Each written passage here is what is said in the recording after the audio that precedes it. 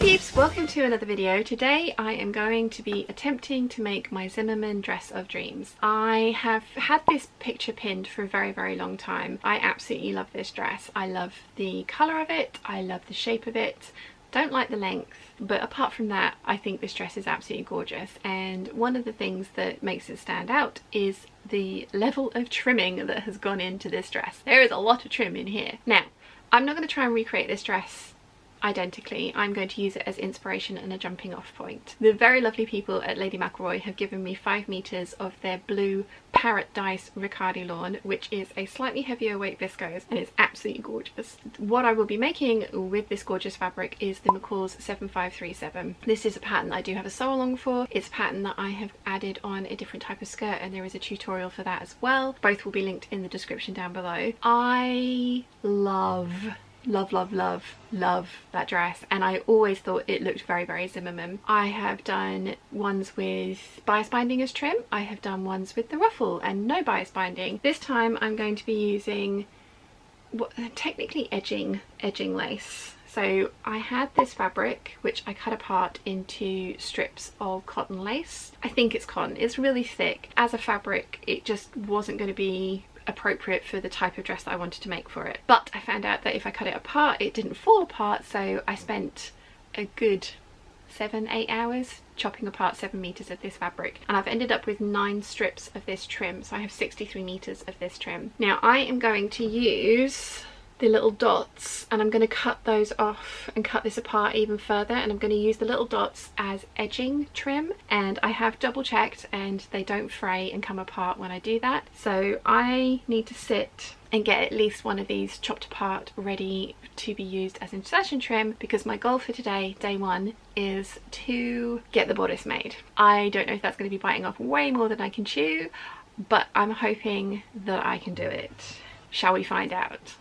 So as I said, the very first thing that I need to do is cut apart this trim and make it into the edging trim that I want to use for this dress. The inspiration dress has, in fact I don't think it has any insertion trim. I think every single piece of trim on the inspiration dress is edging trim, which means that it's sewn in at one edge, but the other edge is decorative. So that is my first job, is to cut one of these lengths of fabric apart. Hopefully that will be enough for the bodice of this dress and also the sleeve cuffs. But like I say, the first thing I need to do is get this cut apart, then get the interfacing cut out, and then we can start working on the actual bodice.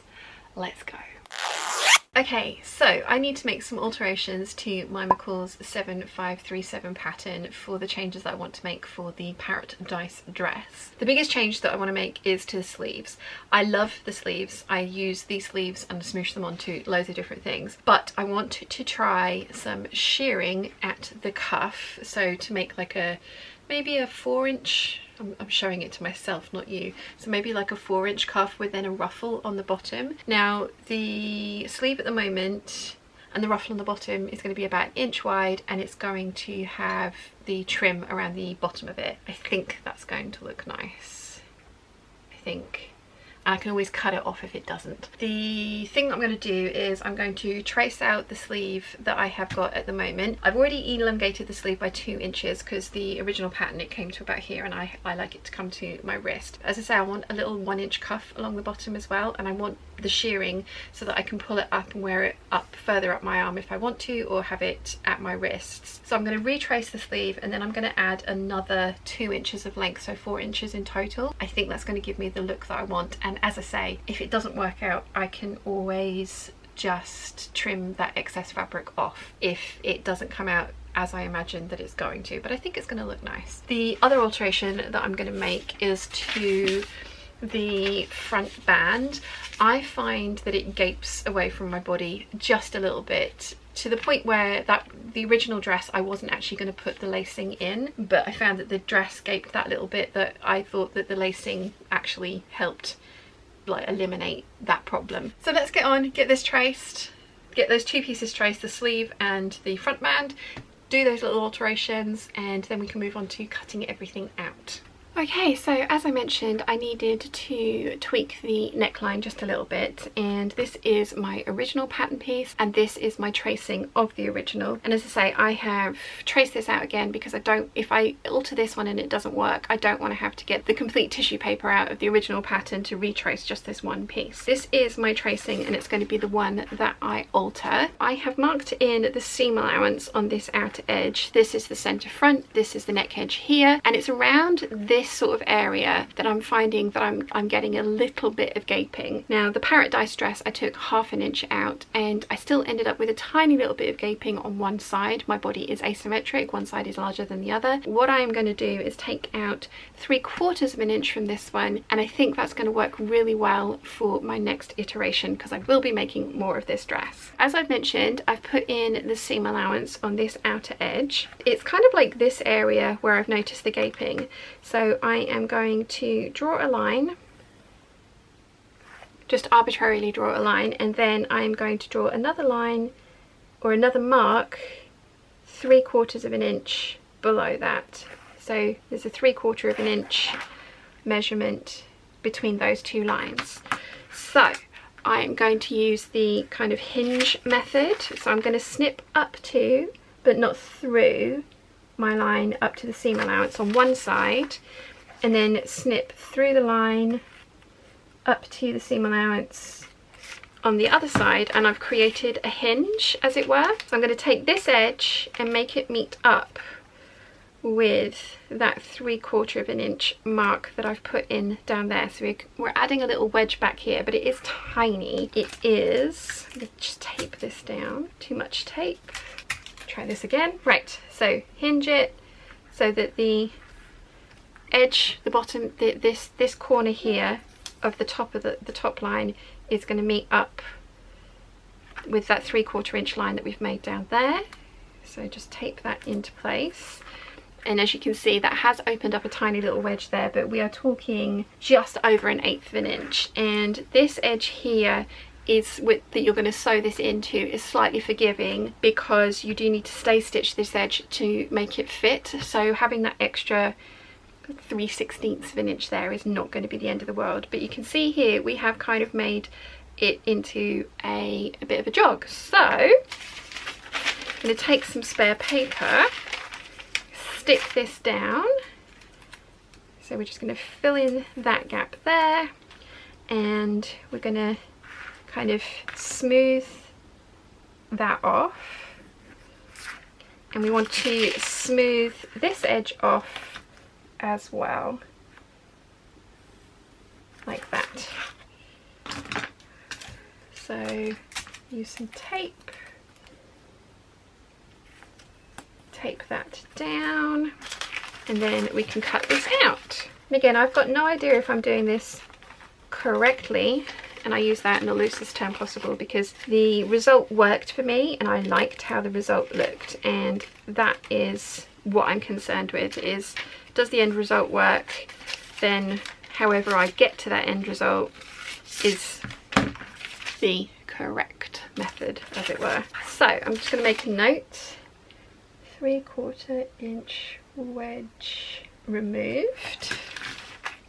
And so we've got our starting piece and our finishing piece. And you can see this one's much more curvy, so there's a lot longer neck edge here, and that is the problem. We've got too much fabric there. It was wrinkling and gaping away from the body. So we have shortened that neck edge here by 3/4 inch. That hopefully will fix that gaping issue for me. As I say, for the Parrotdise dress that you're about to see me make, I did this by 1/2 inch and it worked really well. There was just a tiny little bit of wrinkling left, so I'm being a bit of a perfectionist. I also want to show you how I achieved that result, and this is how I've done it.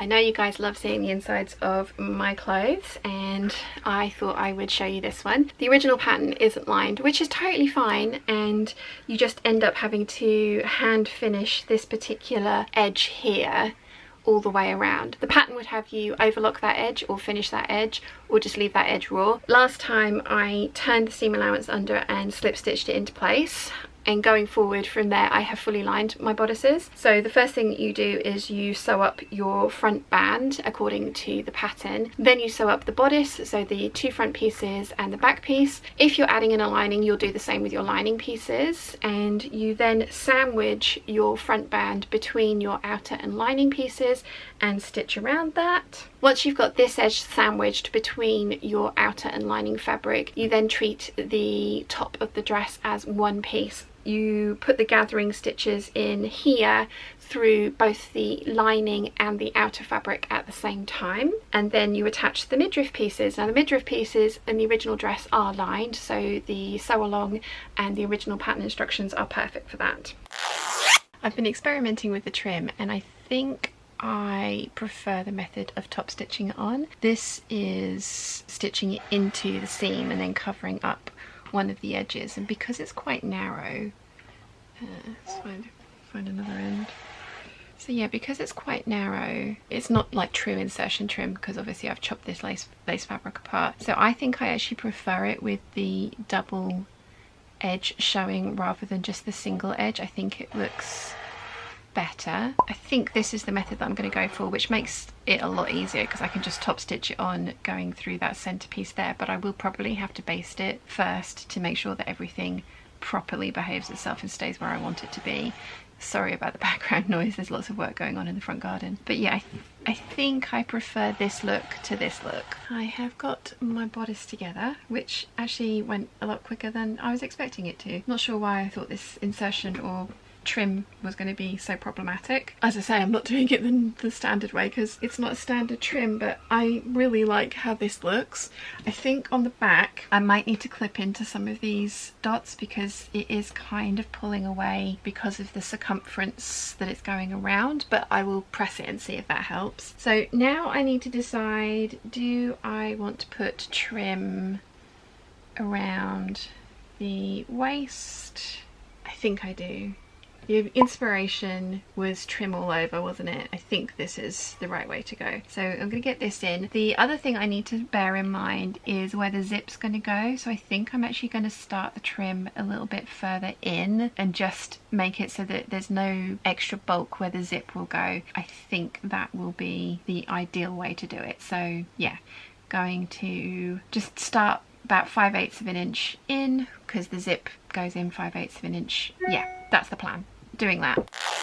My first ever experimentation with shearing elastic. My machine does not sound happy, but it is finally recognizing that I've got shearing elastic in there. So now I need to work out the spacing because I've added 2 inches to the length of the sleeve so that I had like a cuff. So I think I want to give myself a 1.5 inch cuff, which means I need to start the shearing elastic around about 2 inches up from that. Let's give some shearing a go. I have a very odd looking bodice because I can't put the other sleeve on until the skirt is on, and then I can bias bind the edges to then sew up the top of, or the top of the bodice so that the zip can be put in, so that the sleeve can be then put in. But I have attempted my first set of shearing and that's worked out quite well. So I'm going to put this to the side and get on with the skirt. Day 2 and it is skirt time. So I did get my bodice and sleeves done yesterday, which is awesome. The skirt, I have 11 panels of the width of fabric and they're 12 inches wide. The tutorial that I've done for the tiered and gathered skirt was with 10 panels of fabric. I had enough fabric to cut 11 this time because I haven't done the ruffles that go around the front, so I had that extra piece of fabric and I'm glad that I've given myself that option. Okay, as I mentioned, I have 11 of these strips of fabric. They are 140 wide, so I am going to do 2.5 for the top tier, 3.5 for the middle tier, and then 5 for the bottom tier, which I hope is an actual total of 11. I really am having struggling. See, I'm really struggling to math today. I'm apparently struggling to speak as well. So I'm going to find the centre of one of these panels, cut it in half, and then seam it onto the first 2 for a tier of 2.5, tier of 3.5, and then a tier of 5. And I am going to French seam them.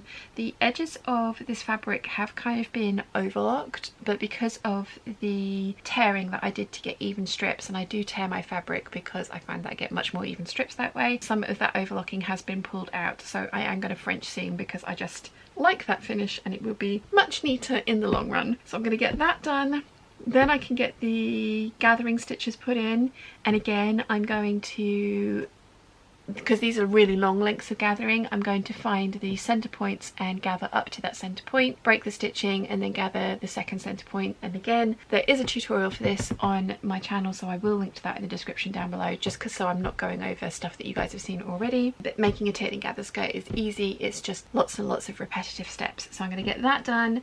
Then once that's all done, I can sew it to the bodice, sew up the bias binding onto the side seams, then add the trim and put the zip in, put the sleeve in, then the dress will be done. It sounds really simple when I say it like that, but there's still a lot of work to go. So let's get this skirt sorted. I think you can tell from the big smiles in the twirls that I absolutely love this dress. I knew I was going to. As I have mentioned, I have made this quite a few times previously with different iterations of trims. I do think it's a very Zimmermann-esque dress, and I feel like whilst I probably wouldn't wear their pieces as is for me, I like enough elements of them that I'll take those elements and apply them to patterns that I know that I absolutely love. I ended up using around about 17 meters of trim in this dress, which kind of surprised me how little it was, although 17 meters is a lot of trim, especially given how much I've bought of the pit trading trims, which I believe are actually Zimmermann dead stock. So I'm going to have to be quite creative with those too, as I only have 5 meters of the insertion and 5 meters of the edging trim, but I can make something work, it'll be fine. My first foray into shearing was a success. My machine did not like, which it didn't sound like it liked having the shearing elastic in the bobbin. I did wind it by hand and the tension came out really good. I really like the effect. This is the only place that I've not added trim, just because this is such a large ruffle around the wrist. I think that the trim might have been overkill, but I can always add it on later if I decide that I want it. But the shearing, yeah, I'm very pleased with this, and I will definitely be using this technique again in the future. I have another couple of dresses that I want to do similar types of sleeves with. So because of the type of trim that this is, it's actually been appliqued on, which made it a much easier process to do than inserting it inside of the seams. As you'll see on these photos of the pit trading trims, they have like a cotton flange, I think it is called, on them, which is what gets sewn into the seam allowance, and then you just end up seeing the actual decorative trim itself. Now obviously, because I started out with lace fabric that I cut apart, it didn't have those extra pieces on it that you then sew into the seam allowances, so I have appliqued this trim on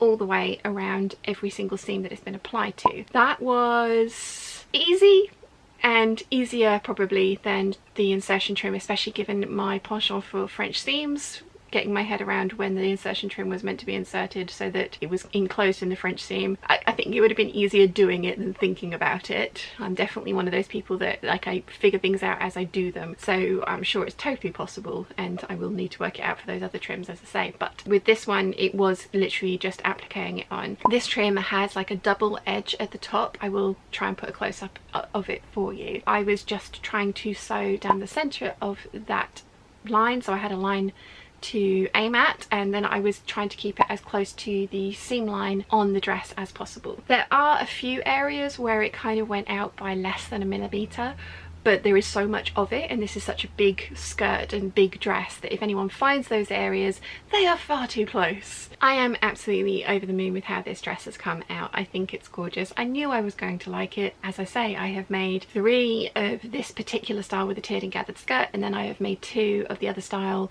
with the original skirt and the bias binding or kind of ribbon trim on the outside. I definitely think this is an all-season dress. I have worn my other versions of this dress in the winter with lots of layers and tights and cardigans and coats and stuff over the top. This one is going to be comfortable to wear in warm weather. Not the hottest weather ever, it has a tongue twister, but in warm weather is definitely going to be something that I will reach for. So it's definitely not a carbon copy of the inspiration dress, but as I mentioned when I was talking about that earlier on, I wouldn't have worn that dress anyway because of the short skirt. I think they did do it in a longer version, but I couldn't find a picture of it. That's one of the things I love about sewing, is being able to take inspiration from designer, from the high street, from past eras of fashion, picking out the elements that I like and that I want to incorporate into my own clothing, adding them it in and then ending up with something that's quintessentially me and something that I definitely will enjoy wearing in the future. So I hope you enjoyed this video. If you have, please give it a thumbs up. If you haven't yet, please subscribe, and I'll see you all again very soon.